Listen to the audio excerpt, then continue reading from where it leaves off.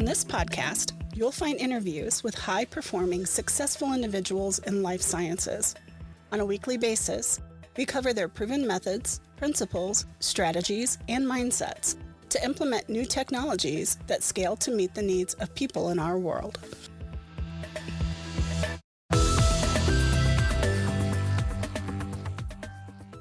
Welcome to the Life Science Success Podcast. For those of you who don't know me, my name is Don, and I'm a consultant in life sciences.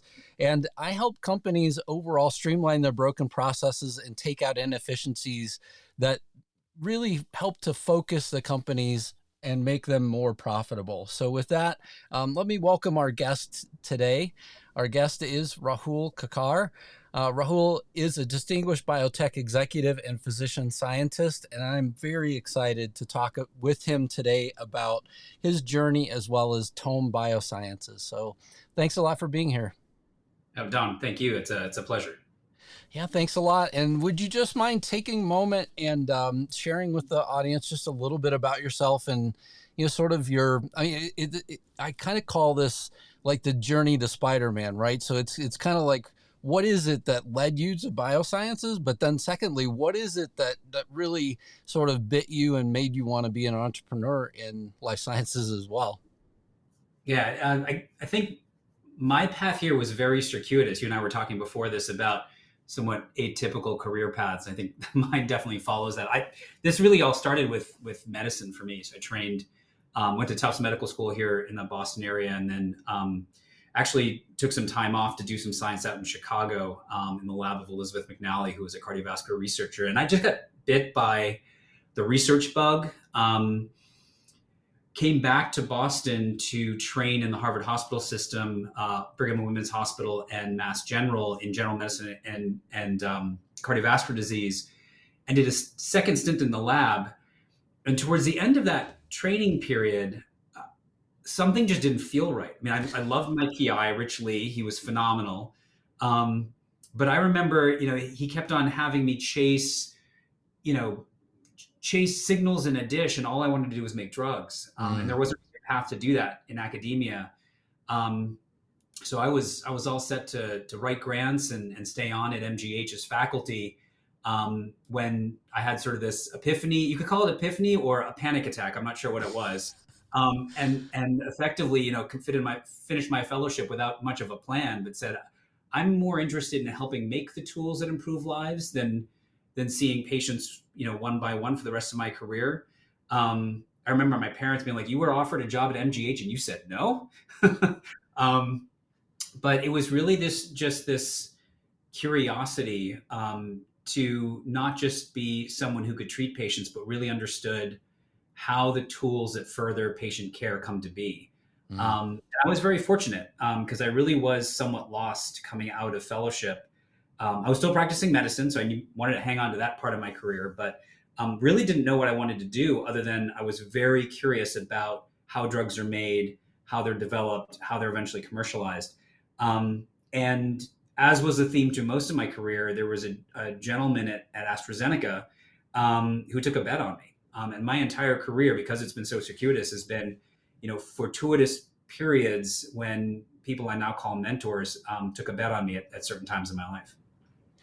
I love the connection because I feel like networks and are the people that are in our networks really are multipliers for us as well, right? I mean, they're people that can watch out for us. They're people that can help guide us. They're people that can, also educate us in terms of, hey, have you ever considered this whenever you haven't? So I definitely think that those additions in our just connection to each other, really help us as well.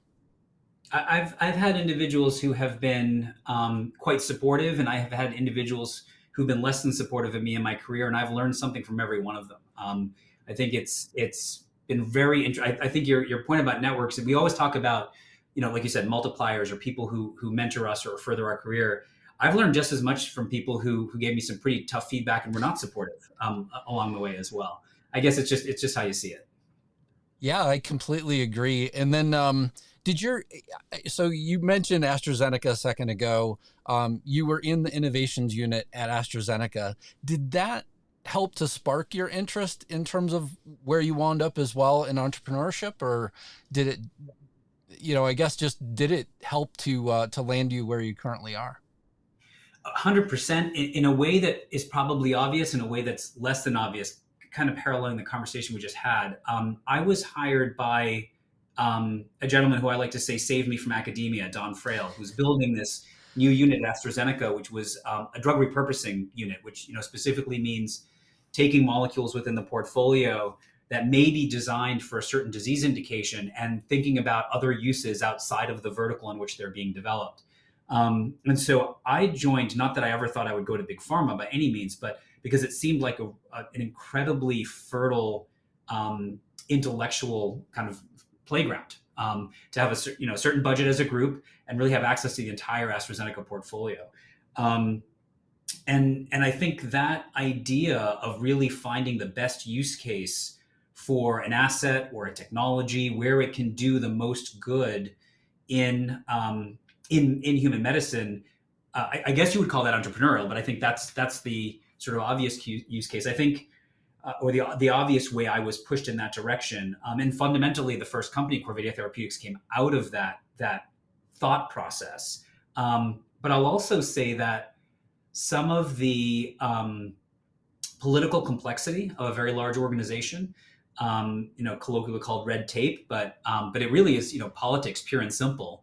Power dynamics, personalities you have to deal with, entrenched culture you have to deal with, also sparked, I guess, what you would call an entrepreneurial bent, because I hated it. I hated all of it. And fundamentally, it was getting in the way of developing a molecule in a direction that I was very passionate about, which became Corvidia Therapeutics. I think had there not been those headwinds within AstraZeneca, Corvidia probably never would have happened.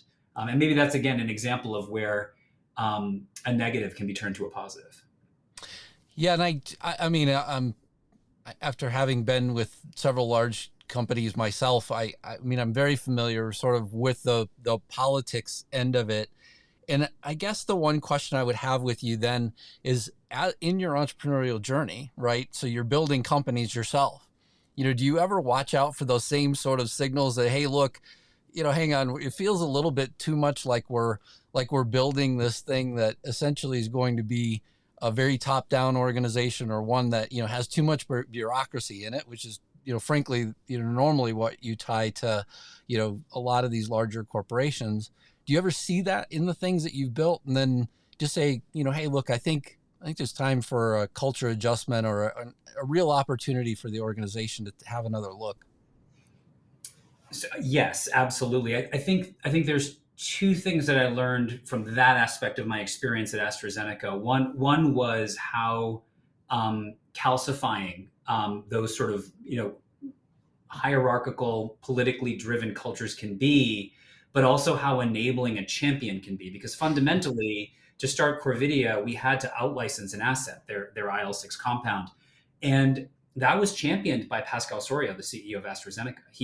He and I got to know each other when I was managing the Moderna collaboration at the time. He liked the science we were pursuing within Don Frail's group. I knew that he liked the asset and the target, but he also understood that there were certain entrenched strategies and cultures within the cardiovascular group at the time that were going to make it almost impossible to pursue something that was as high risk, high reward as what we were proposing. And so he fully championed our out licensing the compound and moving it into what became Corvidia. So I think I learned sort of those two aspects from my experience there. In terms of the companies I've been part of ever since, I was not CEO of Corvidia. The culture there was very, very different. It was a small organization. It was what we would now call virtual in many ways. This is many years pre-pandemic. Now what we would call a hybrid sort of organization is really what it was before that was a thing, I guess. But even at Pandion Therapeutics, I was not the first CEO of that organization. There was somewhat of a culture when I walked in. I think I've taken the learnings from AstraZeneca, from Corvidia, from Pandion into Tome, where I've been really from the very beginning to think proactively about the culture of the organization. I think SOP is a 4-letter word. We try to keep things very flat, and very open. And I'll say that, mostly to the credit of my team, when I sit down once a month with all the new hires that come into Tome, as I do, to welcome them and hear a little bit about why they've come to the organization, I hear two things. I hear the technology is amazing, and I hear, the culture at Tome feels different than any other organization that I, interviewed at, and that's been intentional. It's a source of pride, and I think if we are ultimately successful, it won't just be because of the science that we do, but also how we do it. Yeah, and there are so many things that you just said in that statement that are so important. I mean, one, having the CEO at AstraZeneca really understand, hey, look, here's the limitations of the organization. I need to step in and help sort of, help steer and guide and then push things along at certain points are very important. And then carrying those moments along as well in our career in terms of, those elements of other organizations that we've been a part of. And hey, look, I like this bit and this bit. I'm going to add that together and sort of, make my new path. And it really sounds like the culture that you're building, over at Tome, is one that, you can really be proud of as well. The next question I have for you asks a little bit, is more oriented around both your being a physician as well as, a leader. So, I mean, in terms of your, medical practice and things like that, how do you find like the balance between the two? How do you find that sort of capability to balance both? So basically, I'm blessed by having a very supportive team on both ends. I've got a cardiovascular division at the Brigham, which sees value in having, what I like to call a black sheep in their midst, someone who's primarily in industry, a chief of the division actually successive chiefs of the division, actually, as there's been some turnover in leadership over the 6 years that I've been there, who've always been supportive of my working there. I do. About a month out of the year, a week at a time, on the inpatient cardiovascular service at the Brigham. And I've always had, from AstraZeneca, from Don Frail to the board at Pandion, to the board at Tome, a board of directors has been very, very supportive of my continuing to practice medicine. So it's not always easy. I remember when we were in the freneticism of discussions with Merck, prior to their acquisition of Pandion. Some of those final discussions between myself and the head of corporate development happened while I was in the hallway at the Brigham in my scrubs. So sometimes there's not as much of a bright line as I'd like. But honestly, I remember that Sunday when we were hammering out the final terms of the acquisition. It was one of the most frenetic, but also one of the most enjoyable days of my career. So I have people around me that for some reason are crazy enough to let me do what I do. And the personality to be able to internalize a portion of this as well that you're not taking credit for. I can hear that, also. I will say that there's an incredible synergy between, it may not seem like it at first, but there's incredible synergy between what I do in biotech and what I do in the clinic, even though right now at Tome, we're not yet starting on cardiovascular disease. And so, the clinical practice is a bit removed from the kind of clinical indications we're going after at Tome. But to be reminded of what patients and their families go through. I was on clinical service last week, and everything from having, your mother, your father, your brother, your sister may not make it through this, and have them do well and go home, and the gratification there, and helping a family get through those conversations. But another family I took care of last week where their grandmother actually passed away while I was on service, but did so with the help of palliative care and our support services in the hospital. And the family, this is a very elderly woman, and the family was there at the bedside when she passed. Helping families through those discussions. What's a treatment path? What could the side effects be? Helping them through those decisions. I feel like when I come back into the company and I'm surrounded by, basic preclinical science, cap tables, Excel spreadsheets, it just keeps it real. And so going in once a quarter, spending a week taking care of patients, is mentally and emotionally exhausting, but rejuvenating at the same time. Yeah. So it's so important. And I often ask people who were physicians and now are, CEOs of drug companies or device companies, right? So they've made that true separation from patients. Do you ever wish that you could go backwards? And oftentimes they say no, because they feel like they could touch many more people with the drug or device that they're developing. But I mean, on your side, you're continuing that, right? And so it makes it, probably it's a very tough balance for you, but at the same time, very connecting as well in terms of the work that you do. It is. I shouldn't underplay. It's not just support of my board and the chief of the division. It's also support of my family. My kids don't see me for that week. I work through the weekend, so I have to give a shout out to my 3 daughters as well for supporting me as I do the work. But I think that we have a gentleman here we hired as our head of clinical strategy who was thinking about going back to practice again. And I told him, absolutely, you should do it. And we fully support him. He actually now practices again, and I'm very proud of him for doing that. When it was funny, when I was in my late 30s and I was just entering biotech, I said, well, when I hit 40, if my biotech career is doing well, maybe I'll drop the medicine. And here I am a decade later, and I can't imagine ever doing it any other way. But it does take a lot of patience and understanding from many people around me. So I'm very grateful for that. Yeah, absolutely. So let's talk a little bit about Tome and what it is that you're focusing in on, and where do you currently stand? So, just to back up, the company was started in the summer of 2021. Sort of in the first quarter of 2021, I came in towards the end of the summer of 2021 before our first fundraise came together. I had never worked in gene and cell therapy before. First company was cardiovascular. The second one was autoimmune. Both were biologics-based companies.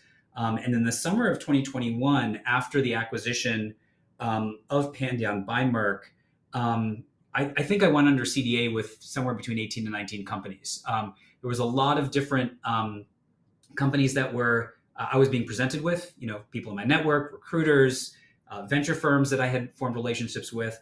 And I wasn't seriously looking at, cell and gene therapies because my history is really someone who's worked in and developed drugs in larger diseases. And by and large, gene editing companies have been rare disease companies. Not to downplay the incredible importance and the incredible amount of burden that those diseases impose on families and the importance of those diseases. It just hasn't been a place where I've really focused my career. But when I read the foundational paper out of MIT, which formed the basis of Tome, there was that moment of how could I possibly do anything else with my career from here? Because the technology wasn't just a cool piece of tech. It suggested a path forward to bring genome editing to a very mature drug development pipeline or platform, I should say. When I think about our industry writ large, I think of 3 horizons. I think about the advent of synthetic chemistry, late 1800s into the majority of the 20th century, forming the backbone of many of the large pharmaceutical companies we know of today, and underlie the pills that, at least at my age, I certainly take. Then we had the advent of biologics, recombinant proteins, fully human antibody therapeutics, gave rise to companies like Genentech, Amgen, MedImmune, eventually acquired by AstraZeneca, Regeneron. And I think we're in sort of the heyday of the third horizon, which is really nucleotide-based therapeutics, whether it's Moderna's and BioNTech's vaccines, or whether it's siRNAs from Alnylam or ASOs from Ionis. But I think the next horizon will be DNA editing. But I would submit that of all of the editing technologies that have come so far, and I would go back even to gene therapy as we know it today, those technologies still have some fundamental technical limitations which prevent them to be as industry defining as some of the names I've just mentioned. right? The Alnylams of the world, the Modernas of the world, the Regenerons of the world. And when I read the paper that underlies Tome, I stepped back and said, this solves effectively all of the technical limitations we have except for delivery. And this is not a delivery company, we're a DNA editing company. And so for me, it was, how could I not jump back into being an operator and bring everything, to your point, everything that I've learned about culture and how to bring out the best in people, ideas and philosophies that people use with me to bring the best out of me, bring that with cutting edge technology to really create an industry defining company. Because when you're dealing with a technology that is ostensibly going to create some of the most complex drug products our industry has ever envisioned. I mean, this is genetic surgery. This is the equivalent of landing something on another planet. You need complex organization, multiple different teams with multiple different expertise, with different cultures of their own because they come from different backgrounds, all working in a way that's harmonious. We're not going to do this developing drugs in a traditional way or with traditional cultures. So I'm going to be a bit naive here and explain a little bit of the, my own journey in life sciences. So whenever I came into life sciences, so I certainly knew what small molecules were whenever I came in. One of the people that I worked with at the time was so excited by monoclonal antibodies. He just, every place he went, he was just like, this is going to be the next breakthrough. This is going to be tremendous in our industry. We love it. And, this is going to be tremendous. We went, I don't know, a full decade, I want to say, before all of a sudden there was even a hint of, some of the things that you just alluded to, right? Regeneron, I feel like, is a great example there, right? They've done, a great thing with their magic mice and their capabilities in terms of developing, foundational drugs that you wouldn't have without some of this stuff.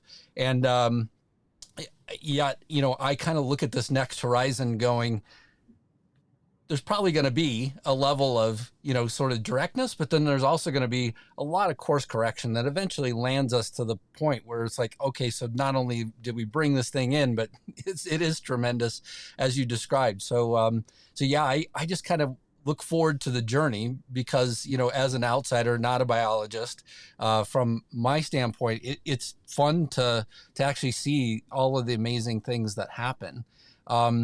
So back to the one question as well, at Tome, what specifically are you working on? What are you looking to develop? Yeah, just a comment on what you just said. I think you're spot on. It's not even just in biopharma. If you look at any human industry, the first iterations and the first examples of a new technology are very, very rarely the ones that actually define the asset class or the Right. technology. It Right. can take literally decades. And if you look at where we are in genome editing, when CRISPR was first discovered, we're getting to that decade mark. So I think, and there've been a lot of companies that have been formed along the way that are each going to have, some interesting drugs along the way for sure, but really a full embodiment of the potential.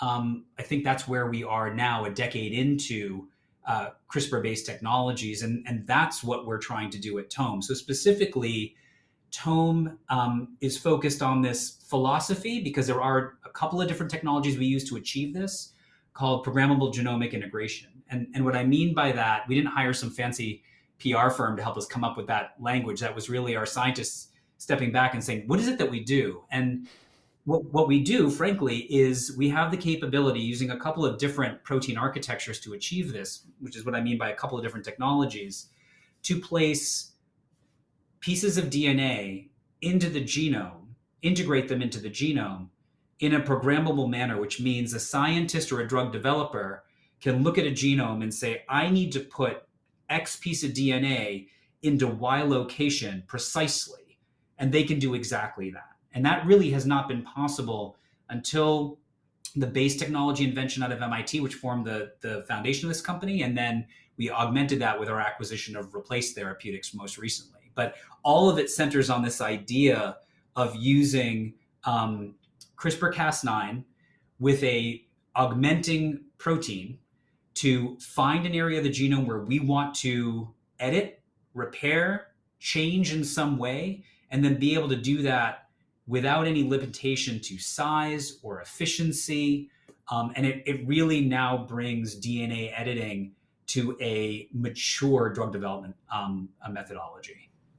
So important as well. I mean, I can think of all of the, just the potential future, right? And, it could open some amazing doors as well in terms of, the impact that it could have on mankind and is frankly, all sorts of, other opportunities as well.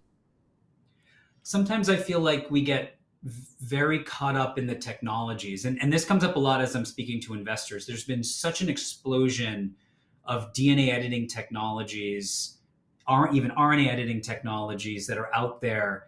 It becomes a bit of an alphabet soup of all the different platforms. And I always step back. Again, this is sort of where my clinical training comes in, is if the technology is not creating drugs that offer meaningful new therapies for patients, if they're all leading us to the same sets of diseases or to diseases that you can adequately control with other methodologies like pills, like injectables, like small molecules, like biologics, then it's interesting technology, but it's not really novel drug development. It has to lead to novel drugs that create new paradigms of therapeutic effect, fill a true unmet need. And I think, as we sat back and thought about where to apply our technology, although we haven't publicly disclosed our pipeline as of yet, that will come later this year as we start talking about our data. What I've been most excited by is the fact that the diseases we're going after are those that are either completely unserved by any current modality or are drastically underserved. And that's what, to me, again, being a clinician first and a recovering scientist, since I never hacked it as an academic, really gives me confidence that our technology truly is different because it's underlying, drug development programs that are truly differentiated. Yeah. So the next few questions, I specifically would like to talk about you. Just in terms of all of your accomplishments in your career, is there a specific project or accomplishment that you would go back to and say, hey, I'm most proud of this in my life, and why? The first thing that comes to mind is actually an individual here at Tome. It's an individual who I have worked with now across a couple of companies, who I hired into one of my prior companies.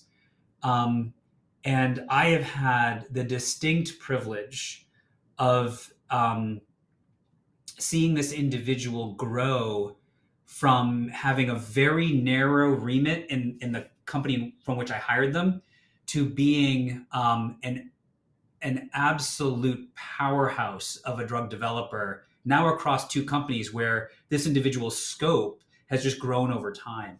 And so it's not any one individual drug. I mean, I could certainly talk about the drug at Corvidia and how it's now in phase 3. And if it reads out positive in a couple of years, it will save hundreds of thousands of lives. And of course, I would be proud of that. That's right. That's the dream come true for a physician scientist drug developer. But interesting, the first thing that came to mind when you asked me that question was this individual, and how I've seen this person's capability, effectiveness, the way this person inspires the people around them, really grow over time. And to have been part of that person's journey now over half a decade, I think has been one of the things I'm most proud of. And I would hope that some of the people like Don, like Michael Davidson, like Pascal Sorio, and Alan Crane, Dan Lynch, people who stepped into my career at pivotal times and helped guide me in a certain way, feel the same sense of pride in me. But that's the kind of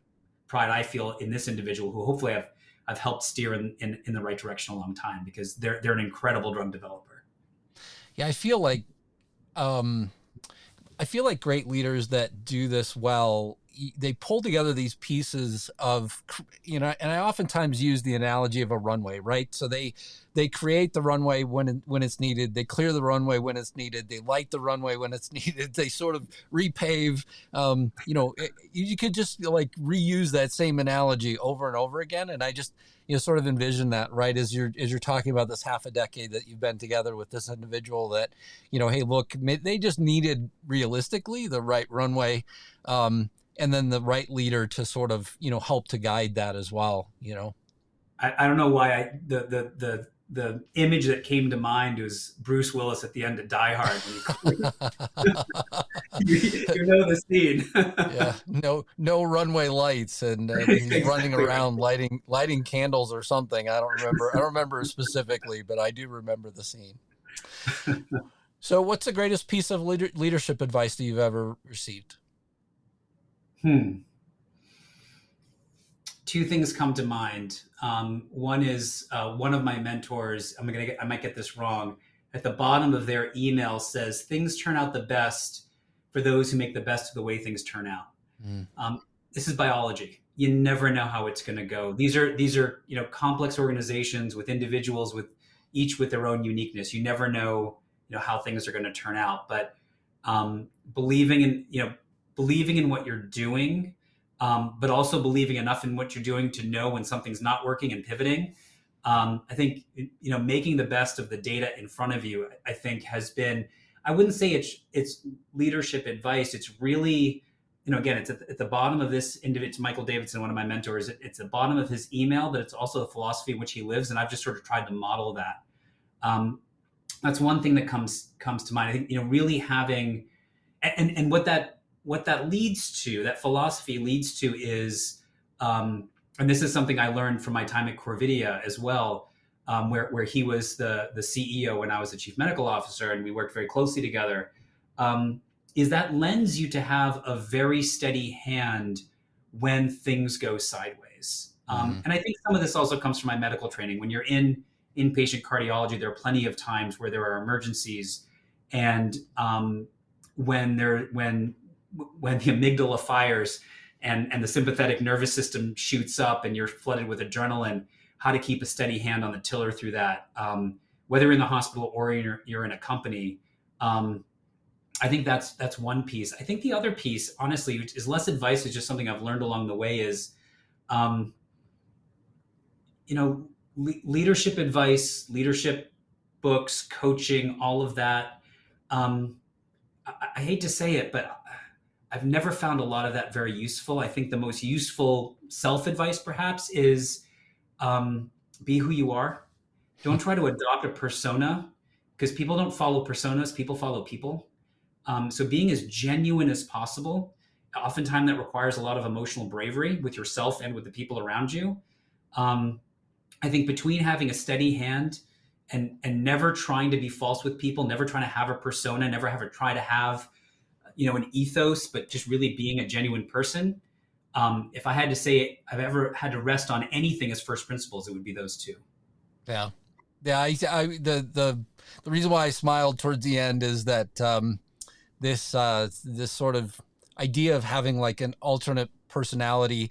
Anybody that's watched this show for any period of time kind of sees me stumble and flub over things, and believe me, I would much rather none of that stuff ever show. But at the same time, that is who I am. And anybody that's been around me long enough has seen me, trip and stumble along the way, especially with my tongue. So I had to, make it personal for me as well. So thank you for sharing that. No, I appreciate that. What inspires you? The human spirit to never give up. I see it in so many places. I see it in the challenges my kids. I've got two teenagers, one younger one who's always happy, rainbows and unicorns, and she's great. But the older two are teenagers. It's tough being a teenager these days. But they excel and persevere through all of these challenges that they have to go through that are far more complex than anything I had to go through. When I see, again, patients and their families, kind of what we were talking about before, I'm hesitating to say never giving up, but they have the spirit to do right by the people and the ideas that care about, but also know when to move on. Mm. And that, I think that's also part of the human spirit. And sometimes never giving up is knowing when to let go. But that human spirit that constantly drives us to continue moving forward, whether we're caring for a loved one, whether we're dealing with something at work or at school, but always having that North Star that we're always driving towards, that human spirit. I think that's what inspires me most of all. And I try to live up to that idea, of no matter how hard things get, no matter how many challenges are in our way, emotions are temporary, challenges are temporary. There is a North Star, and the human spirit to always drive towards that North Star that goes back, to our species from the very beginning. When I see that, when I see that in hospital, when I see it in my kids, when I see it in the scientists here who are dealing with some very complex problems, that's what inspires me most. Thank you for sharing that. What concerns you?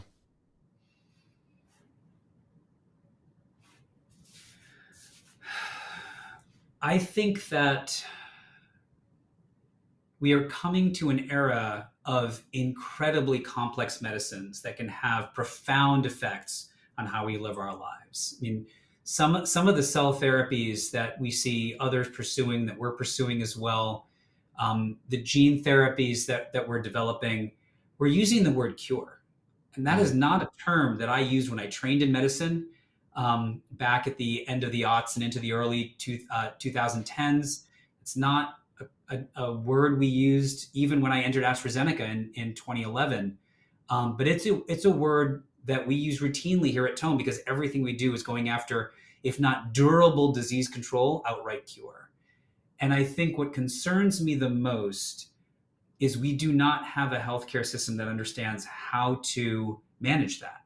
It's a completely different paradigm of commercialization, payment and reimbursement, how to introduce those concepts to patients, the risk reward and doctors, PBMs and insurance companies. We have an incredibly complex, but in many ways legacy healthcare system in the US and across the world, unless you are a nascent country building it from the ground up, like they have in the Middle East, for instance. And I think what concerns me is that, and I had this direct conversation with an investor recently, the science is in many ways moving faster than the systems that would support them. And I don't think we're going to fumble through that as a society. And I think that concerns me, because I think there are some medicines and therefore patients that might get left behind along the way. Yeah, I think to the last part of your statement, right? The timing. So one of the things that I said many times on this show was that I was really hopeful watching the timing of the vaccine for COVID, that, hey, look, we now could potentially have a different, a more accelerated, altered timeline, because maybe through this pandemic we would have learned something, that then could be carried forward. I'm not exactly sure. I mean, I don't do a lot on the drug approval side. I'm not exactly sure that lesson was learned, but because as an outsider, again, it appears that, a lot of what was there still exists, and that, more or less we still have a lot of the same issues. The advantages, right, I could clearly see being, that, hey, maybe more people get benefited by the drugs that are coming out, to not use your cured analogy again. But the the other opportunity really is, hey, maybe we through this could then find some of the things that cause us to falter faster as well, right? So I mean, I know that the science of testing and providing safety and things like that is not something that I would, definitely want to see anybody, forego. But at the same time, maybe given some of the new technologies that we have and things like that, there is a reason to go back and look at the way that we currently approve things. I don't know. It's just a sideliner's philosophy here on the podcast. But anyway, so last question: what excites you? I think, very much along the lines of what we were just talking about, ushering in an era of medicine where we're truly allowing people to live not just better lives, because most of medicine to date, when you're talking about, again, as we go back before, small molecules, biologics, siRNAs, ASOs, they're all about disease control.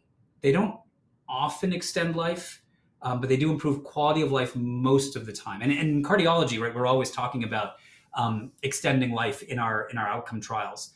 But by and large, drugs that extend life are far less common than drugs which control disease so we can live better lives. And that's laudable. That's the basis of our industry so far. But I think with the ability to fundamentally, recode cells, if they're broken out of the gate, as it were, from birth, and to fix that, we talk here about curing children before they ever knew they were sick, or it's designing very advanced cell therapies that can truly suppress diseases in adults and larger populations to the point where effectively you could call it cured. We're entering an era where we are using biology not just to control disease, but to push it so far below the threshold of detection that we actually extend our lifespan. Mm-hmm. I think that moving into that era, I think, is what excites me. And as I think about, I thought about this as I was deciding whether to come to Tome or not. If the 20th century was really a period where we controlled infectious diseases, right, cured infectious diseases, and created, a panoply of drugs to control chronic disease, would the 21st century be the era in which we truly start curing those diseases? And to just be, for whatever time on earth that I am, a small cog in that machine that drives our species in that direction, can't think of a better thing to do with my life. So exciting as well. Well, Dr. Rahul Kakkar, thank you so much for being on the Life Science Success podcast. I greatly appreciate you being here and for telling us all about Tome and the great things that you're working on. And I wish you all the success in the future. It's a great journey to get to hear about. My humble thanks, Don. I really enjoyed it. Thank you for listening to Life Science Success. For complete details about this podcast, including show notes, how to get in touch with guests, and more episodes, please visit www.lifesciencesuccess.com. If there's someone you'd like for us to invite to the show as a guest, please let me know by sending me a message at the podcast website. Please click subscribe on your favorite podcast app, share the podcast, or tell a friend about it, and last but not least, rate the podcast. Thank you again.